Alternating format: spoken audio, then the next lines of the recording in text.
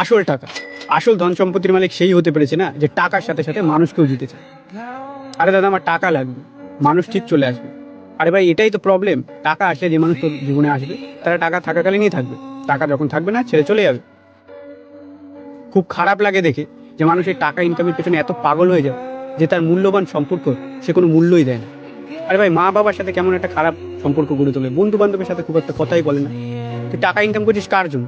আপন মানুষের জন্য। তো তাদের পিছনেই তো টাকাটা ঢালবি, নাকি টাকা চিবিয়ে খাবি জলে গুলি? মানে এনজয়মেন্ট করার মতনও তো মানুষ চাই। তাহলে টাকা সম্পত্তি তার উপরেও তো আপন মানুষ হবে। হ্যাঁ মানছি, নিজেকে তৈরি করতে গেলে কখনো কখনো আপন মানুষের থেকে দূরে থাকতে হয়, তো থাক, কে বারণ করে? কিন্তু সম্পর্ক খারাপ কখনো করতে আসে না। আজ না বুঝলেও 30 বছর পর তো বুঝুন, তখন ব্যাংক অ্যাকাউন্টের যতই করে